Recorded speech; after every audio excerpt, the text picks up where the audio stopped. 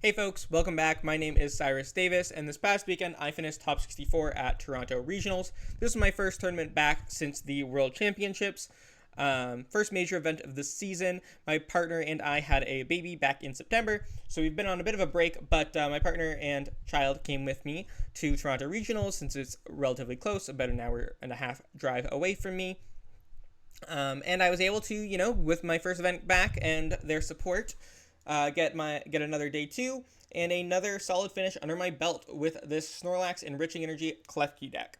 I did make a video pretty recently on a Snorlax Enriching Energy deck that I made top 4 at a League Cup with, and I mentioned that I was considering it for Toronto. If you want to learn more about the list through there, I do talk about it in detail in that video, which you should be able to find pretty easily. I'll have it probably pop up on the screen somewhere here, but if I forget, you can just go to my channel. I will talk about the list again a little bit today because it is significantly there's a handful of cards different. I'd say that the changes are pretty significant, but it's only a handful of changes, but they are important ones. So if you want a little bit more in depth of an explanation, you can go to that video. But here is the list that I played this weekend. So basically, if you don't know, Snorlax has the block ability, preventing the opponent from retreating. Your goal is to run your opponent out of ways to retreat or to switch out of the active, and then lock something in the active spot that can't attack with Snorlax. You can use Accompanying Flutes and Erika's Invitation to get those Pokemon in play that cannot attack.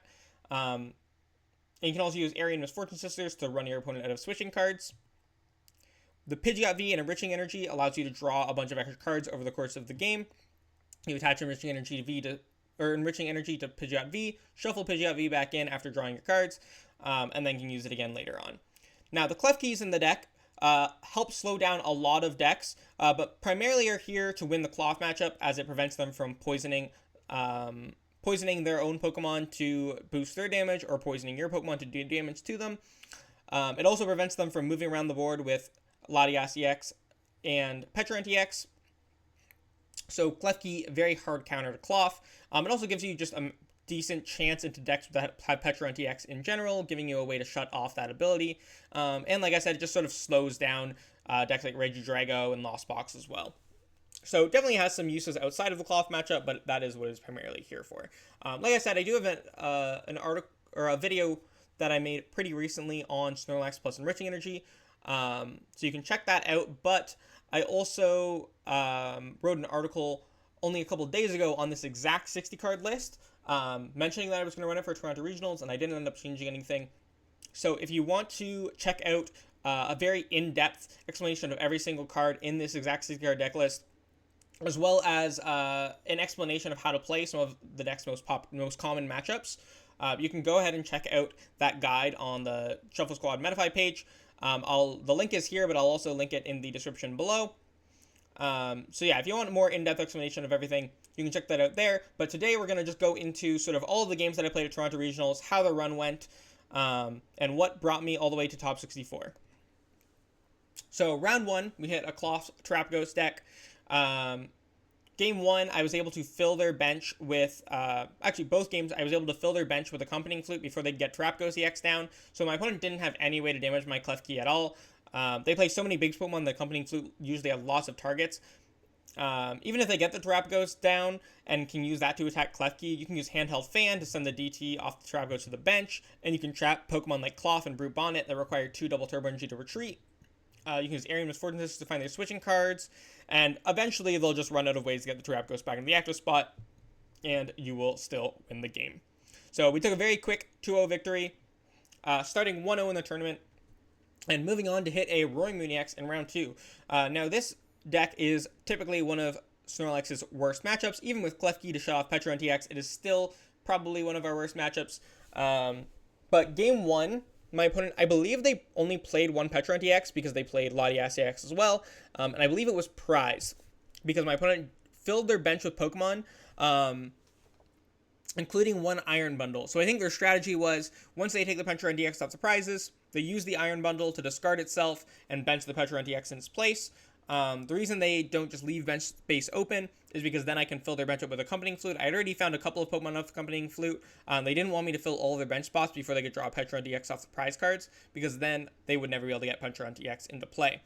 So they benched the Iron Bundle to sort of have that spot to free up later, but I was able to just bring up the Iron Bundle with Counter Catcher, and since it can only use its ability from the bench, it was stuck in the active spot with my Snorlax active, and eventually... And once my opponent realized that there was no way for them to discard their Iron Bundle, and my board was full of Snorlaxes, so they couldn't retreat it either, they just scooped up the game. Going into game 2, my opponent got Petron DX down right away, but I was able to eventually just run them out of energy. They had 4 energy in the discard pile and 5 energy on board, which usually they only play about 9 energy. I was able to discard their Night Stretcher at some point with Misfortune Sisters, leaving them with no way to get energy back from the discard pile either. I also got rid of their Pal Pad, and they had only had 1 Sada remaining, which would only get them 1 energy back. So what I did was I just left my board as only 2 Klefki, and then I Counter Catchered up a regular Roaring Moon, not the EX, which has a retreat cost of 2, and it didn't have any energy on it, so at most they'd get 1 energy onto it with their last Sada. They wouldn't be able to retreat it or attack with it. They wouldn't be able to get it out of the active spot because Klefki was shutting down both Latias EX and Petron EX, and so my opponent just conceded. And that was a 2-0 victory against the Roaring Moon, start 2-0 in the event, and I was feeling pretty good after the Klefki putting in so much work in my first 2 rounds. Round 3, I hit Regidrago V-Star, and my opponent put down Squawkabilly on turn 1 to draw some extra cards, so I was able to just pretty easily bring up the Squawkabilly EX with Counter Catcher turn after turn, hit a couple switching cards off Eri and Misfortune Sisters over the course of the game, and eventually trap that Squawkabilly in the active permanently. Game 2, my opponent, I had to use Colress's Tenacity early game in order to find Enriching Energy to draw some more cards, just so I didn't really have anything else to do and I would have lost otherwise. But my opponent was able to capitalize by super rotting their Kyurem back in, getting to the active spot and using Trifrost to do 110 to 3 of my Snorlaxes. I was able to, find a Pokemon to trap and, bring it up with Counter Catcher at that point. Or I was able to find like an extra Drago. I couldn't get anything into play that couldn't attack at all, but I was able to get a different Regidrago into play and Counter Catcher that up. However, I was never able to find Pal Pad to put my Colress Tenacity back into the deck, so they were still able to use Trifrost with that Kyurem that was in play. And that is what they ended up doing when they found their switch. They switched into the Kyurem and took some extra prize cards. And then I got to a position where I was able to Counter Catcher up a Regidrago V that had 1 grass energy on it, and they only had the resources. They had 1 energy switch left and 1 energy left, so they could set the Regidrago back up if they found both, but they only had 1 card in hand after an Iono, and time had actually been called at this point. So my opponent was turn 1 of time. They only had 2 more turns of the game to play, and I still had Misfortune Sisters left to find that last energy switch. So if they didn't find what they needed in their last 2 turns, the energy switch plus attach to attack again, and they had to use them at the same time, otherwise I could just pull something else up after they had used one of them. So if they didn't find that turn, I had the chance to try to discard energy switch Misfortune Sisters, and if they didn't find it in those 2 turns, then the time would just run up and I would win 1-0. So I had 2 ways to win. Either my opponent didn't find those cards before the last few turns were up and I won 1-0, or I found their energy switch off of Misfortune Sisters before they could draw it and I won 2-0. However, my opponent swung off of that the 1 card hand and then the draw for turn, had the Professor's Research, was able to draw the rest of their deck, find the energy switch, find the energy, and take their last prize card. And because time had already been called, we did not start a game 3, and we go over to 2-0-1 with a tie in round 3. Now, in round 4, I hit another Regidrago. This is actually played against a local player from my area. And game 1, I was able to get... I opened Klefki, so I slowed my opponent down a lot. And what's nice about opening Klefki in the Drago matchup is that sometimes it's just a free prize if your opponent has a good enough hand. But when your opponent doesn't have a great opening hand to deal with Klefki, they can't draw a lot of cards because they don't have base Pokemon abilities, and you get a lot more time to use things like Eri, Misfortune Sisters, and Accompanying Flute before your opponent starts attacking. So I was able to get rid of some switching cards this way. I was also able to get a Radiant Charizard onto their bench with an Accompanying Flute. Wasn't able to get something like Squawkabilly or Cleffa that would be even better of a target. But the Radiant Charizard works really well with a Klefki active, because the Klefki is slowing my opponent down. I can counter catch the Radiant Charizard up. It needs 3 energy to retreat, which is a lot of resources to commit. So I was able to just keep bringing that Radiant Charizard back up, and eventually run my opponent out of resources. So we won that game 1, and then game 2, my opponent just sort of had a slow start. They weren't playing a lot of cards. It's typically fine against Snorlax. You can afford to play patiently, but I did manage to hit a switching card off of either Eri Misfortune Sisters and find a something that I could trap. It was either a Squawkabilly or a Cleffa off Accompanying Flute. My opponent decided to just scoop up the game. He was already at a disadvantage in that board state, and was a little bit frustrated about his draws. So he decided to just scoop it up. Didn't want to keep playing against Snorlax. Knew he was probably going to lose in the long run, since I'd already gotten a trappable target down and discarded one of his switching cards. So we won that game 2-0 to go up to 3-0-1. At this point, feeling pretty good. Undefeated going into round 5. But we hit a Pidgeot control. So this matchup is basically an auto loss. My opponent kind of gave me an out. They evolved into Pidgeot, which now there's no way for Pidgeot control lists, most of them at least, including the one that my opponent played, to bring Pidgeot to the bench if I have Snorlax active. However, I opened Klefki, so what my opponent was able to do is just keep using Boss to bring up Klefki if I had it on the bench. That way they could retreat their Pidgeot. Or if I pennied up my Klefki, I don't have any way to immediately get rid of it other than sometimes Jubilee Village, but they can get rid of that. So they can just Erika's Invitation the Klefki back to the action spot. I also don't have a way to discard the Klefki or Mimikyu, so there's almost always going to be a way for them to get something into the active spot that isn't Snorlax, that way they can just retreat the Pidgeot. And they can infinitely get resources back with the Regidrago, which puts a trainer card from their deck pile into their hand. They can infinitely get back Penny, and then they can infinitely get back cards like Xerosic to keep discarding cards from my deck and eventually deck me out. So game 1, I made my opponent go through the whole motion. They eventually decked me out after spamming Xerosic with Electromagnetic Sonar. I think I scooped a little bit before they actually decked me out. Once I was convinced that there was no way I was going to win, or my opponent was going to mess up their loop, I scooped it up. And then game 2, my opponent, I made my opponent prove that they had Boss and Erika in deck by going through the motions, bringing up their Pidgeot, getting my Klefki out of play. But they were able to find Erika's Invitation to get my Klefki into play. They did have Boss left, and they were able to just keep getting those cards back with Pal Pad, Electromagnetic Sonar. And so once my opponent had that loop established and I knew that there was no way to win the game, I just scooped it up rather than trying to play out a game that was already definitely lost. So started 0-2 to the Pidgeot control, putting us at a 3-1-1 start. So was pretty unhappy with that loss, but just a terrible matchup. There weren't many of them in the room, but obviously a lot of the players that were playing Pidgeot control were doing quite well, so the better you're doing, the more likely you are to hit them. And I was just hoping not to hit any more auto losses over the course of the weekend. Now, next up, we hit Sky De La Cruz, a good friend of mine, who was playing the exact same safety card list as me. Now, we decided unofficially, we didn't discuss it, but I think we both were pretty much in agreement that we didn't want to tie. So realistically, whoever won game 1 was probably going to win the whole set. And Sky ended up prizing both Team Yelshir and her second Pal Pad in game 1. So once she used Cyllene to put Pal Pad back and I hit it with Misfortune Sisters, she no longer had a way to keep putting cards back in her deck and was eventually going to deck out. So she just scooped it up and then it ended up just not wanting to play out game 2, knowing that it would be a very long game, and even if she won, that she'd get a tie at best. So we won that game 1-0, went up to 4-1-1. I was feeling very good about my chances of making day 2. And then round 7, we hit another Regidrago V-Star. So this one was played against Travis Beckwith, a very good player from the US. In game 1, I'm able to get a Squawkabilly down with, I opened Klefki to slow my opponent down. I'm able to get a Squawkabilly down with Accompanying Flute. And then after my opponent uses Iono, they don't have enough energy on board to attack with any of their Pokemon. So I know that if they have a switching card in hand, they wouldn't want to play it anyways, because they wouldn't enable an attack. So it would just kind of be a waste.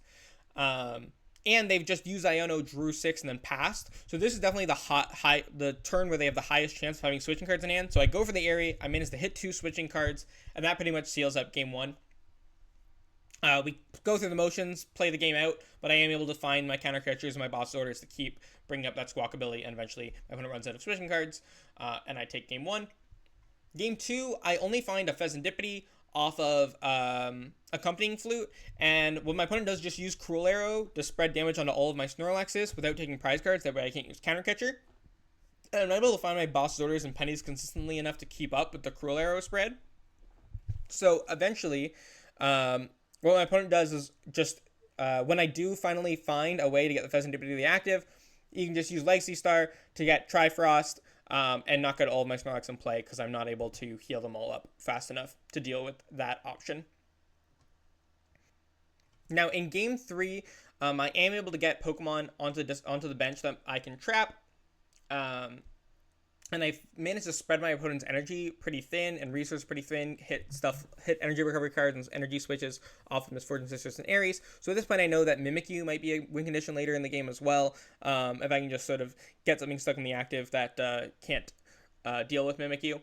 But my opponent, I keep going for the normal Snorlax game plan, and my opponent eventually, because I hit switching cards off of Eri and Misfortune Sisters, only is able to take 5 prize cards with all of their switching cards used.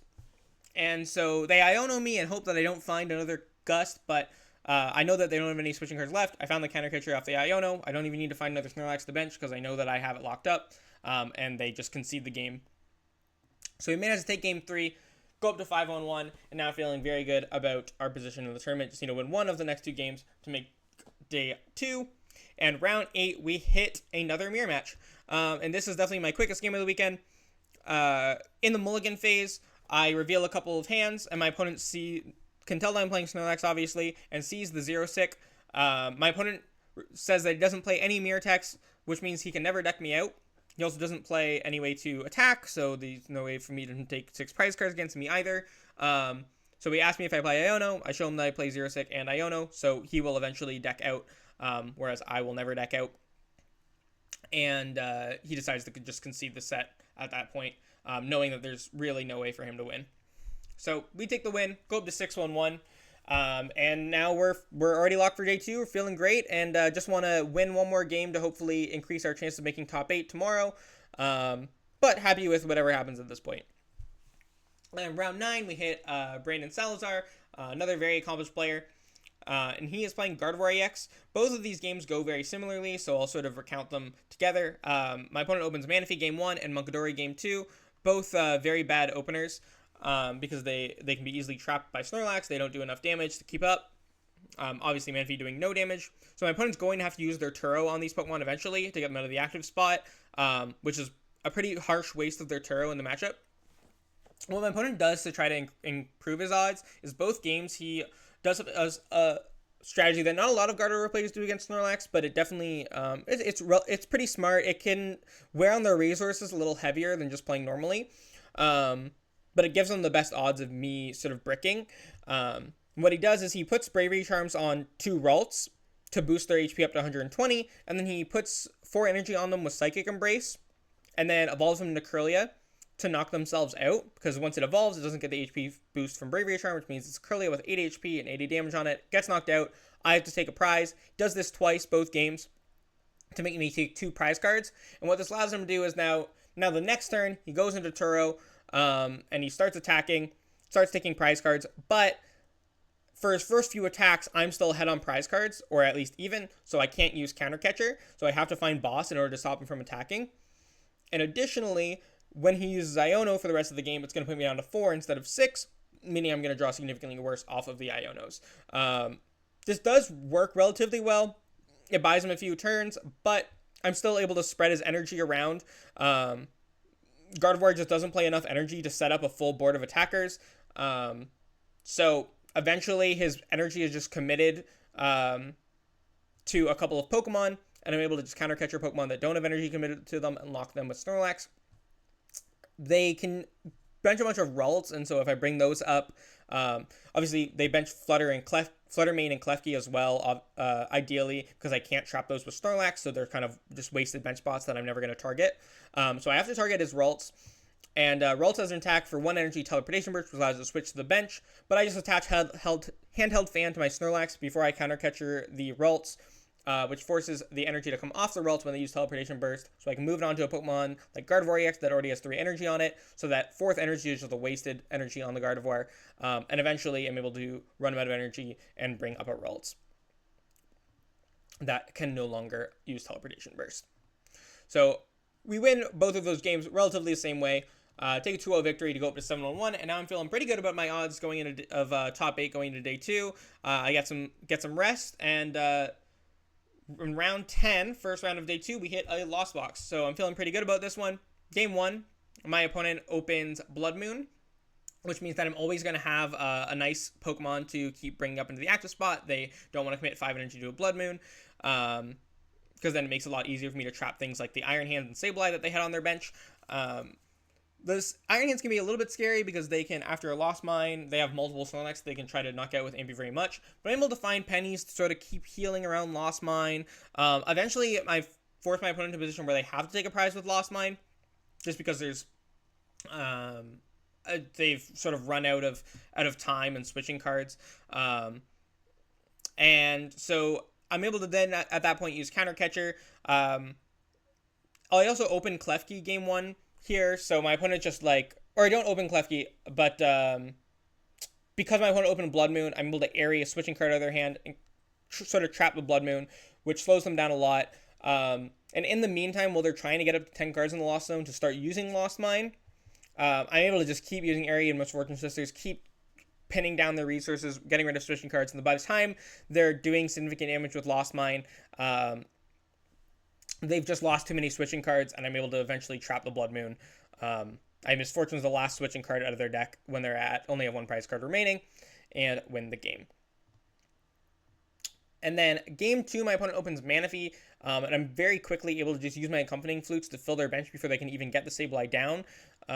So without being able to use that Lost Mine shenanigans where they try to prevent Counter Catcher as long as possible by just spreading a bunch of damage around my board with Lost Mine, they suddenly have a lot less options and need way more resources to potentially win the game. So as I keep targeting down their resources with the Eri and Misfortune Sisters, eventually I run them out of switching cards, and they just scoop up game 2 as well.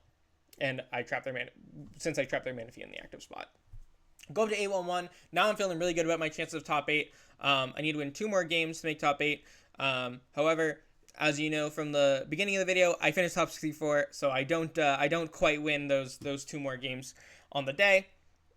My next game is against Christian Lobella, another Canadian player, a good friend of mine, playing Regidrago V-Star. Game 1, actually both games, I'm not able to get any Pokemon that I can trap onto the board with Accompanying Flute, which means I already am in a much tougher spot. You know, there's always Pokemon on the board that don't have energy on them that I can try to trap, but then they can just go ahead and set those up and start attacking again. So it's just nowhere near as good as if I could get, a Squawkabilly or a Cleffa stuck in the active spot. Game 1, I managed to discard enough switching cards and spread his resources thin enough that I actually am able to potentially run them out of switching cards. But on a key turn after an Iono, I don't find... Basically, what I need to do is my opponent has 1 switching card left, so we need to Counter Catcher again, and then bench another Snorlax. However, I don't find both Snorlax and Counter Catcher, Night Stretcher and Counter Catcher. So my opponent, is able to just knock out my only Snorlax in play. I actually, in order to prevent that, I go into Pidgeot V and I promote that instead, and force my opponent to get Giratina V-Star in Discard Pile since they don't have that yet. Since if I just had 1 Snorlax, they would just win the game by knocking that out. But they are able to get the Giratina V-Star into the Discard Pile, and win the game that way. Game 2, things go by a lot quicker. My opponent is able to just keep using Phantom Dives to set up a bunch of damage on my Snorlaxes. I'm not able to find any Pokemon to trap, so I'm just not able to slow down the attacking onslaught. He just takes prize after prize, and eventually it runs me out of Snorlax without me being able to trap anything in the active spot. So we lose that game 0-2, our first loss to Regidrago of this tournament, putting us down to 8-1, and now we're out of contention for top 8. I'm still playing for money at this point and just more points, but I am a little bummed at this point and a little demotivated because we have been knocked out of top 8 contention. In round 12, I hit on my third Snorlax mirror of the weekend. At this point, I was a little sad that I hadn't hit any Raging Bull, Charizard, Miraidon, or Goldengo, since those are all very, very good matchups for me and are 4 of the 6 most popular decks in the tournament, and along with Klawf and Regidrago, which I had hit already. But I hit my third mirror. I won the last 2. However, this looks a little bit different. They actually play 4 Mist Energy, which allows them to just set up a Snorlax and just use Collapse over and over again. They never stay asleep on Collapse for long enough to miss an attack, and they never have a problem getting Pal Pads back with Cyllene. They keep getting heads. So I'm just not able to deck them out before they can take 6 prize cards with Collapse. I can't trap anything because it's a Snorlax mirror. They have infinite pennies to keep pulling Pokemon up. In game 2, they go for the same thing. They don't prize any of their Mist Energy, which is kind of what I was hoping would happen. They play 4. They need all 4 to be able to attack. If they can't, they don't. I'm the only one who has deck out techs like Xerosic and Iono, so I will win by deck out eventually. However, my opponent has all 4 Mist Energy in deck again, and is able to just set up that Snorlax and attack until they take all of their prize cards. So we go down to 8-3-1. With 1 game left on the day, and then the last game will be the determining factor of whether we make top 64 or top 128, maybe even bubble out of top 128. So going into round 13, we hit our 5th Regidrago V-Star of the weekend. Game 1, my opponent I get the Pheasantipity down and pull it up with a boss, and my opponent attempts to go for the Cruel Arrow strat that I did lose to against Travis Beckwith in day 1. However, I'm able to find pennies this time and get different Pokemon onto the bench to trap after bringing up the Pheasantipity. So I'm able to pull that up after a couple of turns and stop the Cruel Arrow plan in its traps. Eventually, I'm able to hit some switching cards off of Eri and the Fortune Sisters, run them out of switches. I don't remember exactly what I trapped. It was either Klefki or a Squawkabilly or a Kyurem. I think it was a Kyurem, actually. And eventually, I'm able to just run them out of switching cards, trap the Kyurem, and my opponent scoops up game 1. Game 2, my opponent goes for a very strange line that I don't think any of my other Regidrago opponents did. And as soon as he gets his Regidrago set up, he goes for a Trifrost. Discarding all of the energy off his Regidrago to try to knock out 3 Snorlax over the course of 2 attacks. However, when you discard all the energy from your Regidrago, it's not that easy to get all of the energy back on. So before he can Trifrost again, I'm able to use some pennies to heal off a couple of my Snorlaxes, preventing a multi-prize turn with Trifrost. However, once he does get the Drago set up again, he does try to go for the Trifrost again. But once again, I'm able to use some pennies, heal off some damage, get some undamaged Snorlaxes onto the board, and all the meanwhile, I'm using Eri's Most Fortune Sister to target my opponent's resources, and eventually, because of the pressure that Eri and Most Fortune Sisters puts on, and the amount of resources requires to use Trifrost multiple times, my opponent just runs out of ways to keep attacking, and lose. I win game 2, going up to 9-3-1 to finish the day, finished 46th place, so top 64. Still happy with my finish. It feels good. I with my first event back, so I wasn't necessarily super expecting a super deep run. I'm happy I still made a relatively deep run. When I started 8-1-1, I was really thinking that I could hit a couple of my better matchups and probably make top 8. However, just never hit anything on the flutes against the Regidrago, and then that hit a weird Snorlax list, knocked me out of contention. But that is what it is. You can't always hit the right matchup, especially when you play a deck like Snorlax, which has a couple of just really bad matchups that it can't really beat, like the Pidgeot control I hit in day 1, or the Snorlax with 4 Mist Energy that I hit in day 2. Overall, still very happy with the finish. And if you want to learn more about the deck, is that video that I mentioned earlier on the channel, and that article that I will link in the description below. Thank you so much for watching. I hope that all of these games give you some insight into how to play the deck. I also should have more tabletop gameplay up with Snorlax over the next couple of days. So keep on the lookout for that if you want to see this deck in action. If you want to check out any of my other content or my socials, that'll all be in the description below through my link tree. So yeah, thank you for watching, and I will see you again next time. Have a great one.